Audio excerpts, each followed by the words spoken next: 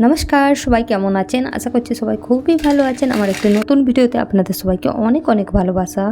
চলুন আজ আপনাদের সাথে শেয়ার করছি একটা সজনে ফুলের রেসিপি। আজকে বানাবো সজনে ফুলের বড়া। এর জন্য সজনে ফুলটাকে আমি প্রথমেই ভালো করে বেছে ধুয়ে নিয়েছি।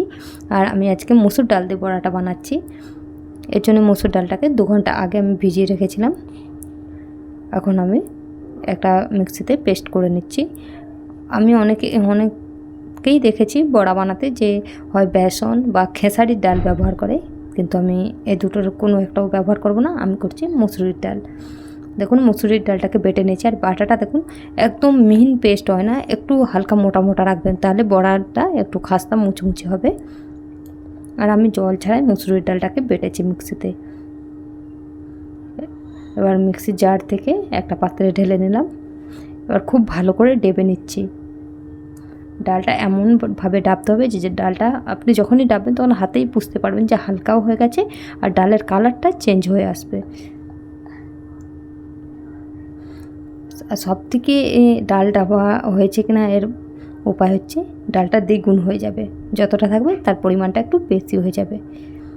এই বড়ার মধ্যে আমি কিছু কাঁচা লঙ্কা দেবো। এর জন্য কাঁচা লঙ্কাটাকেও ছোটো ছোটো, কাঁচা লঙ্কাটা নয়, কাঁচা লঙ্কাগুলোকে ছোট্ট ছোটো করে কুচিয়ে নিচ্ছি।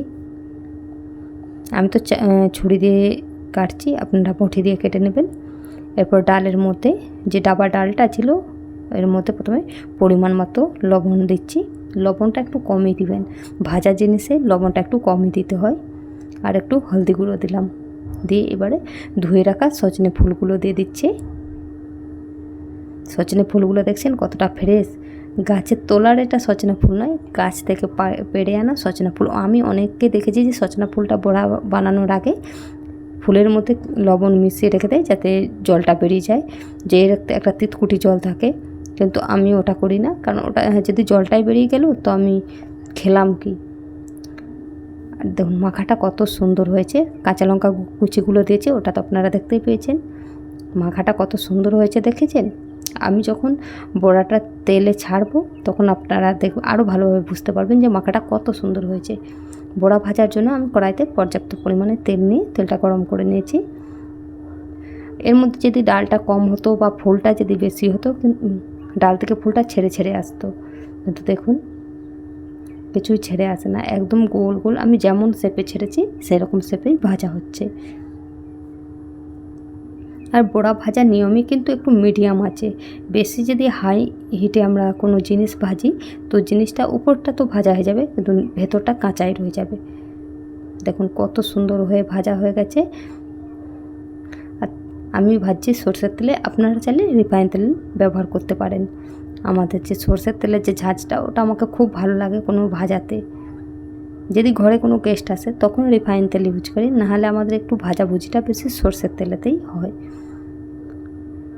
বড়াগুলো দেখুন খুব সুন্দর ভাজা হয়ে গেছে। এবার আমি কড়া থেকে তুলে নিচ্ছি। প্লিজ ভিডিওগুলো যদি ভালো লাগে আপনারা আমার চ্যানেলটাকে সাবস্ক্রাইব করে নেবেন আর পাশে থাকা বেল আইকনটাকে প্রেস করে নেবেন। আমি যখনই কোনো নতুন ভিডিও আপলোড করব সাথে সাথে আপনাদের কাছে নোটিফিকেশানটা যাবে।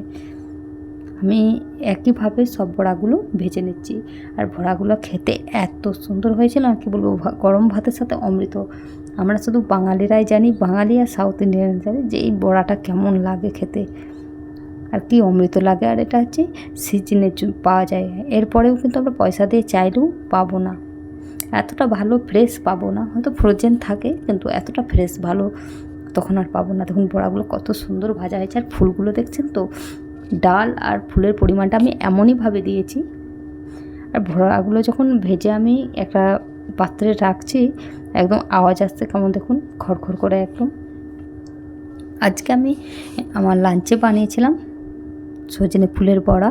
আর ওই গাছ থেকে আমি ডাঁটা পেড়ে এনেছিলাম, ডাঁটা আলু টমাটোর দিয়ে একটা ঝোল, পাতলা পাতলা ঝোল একদম।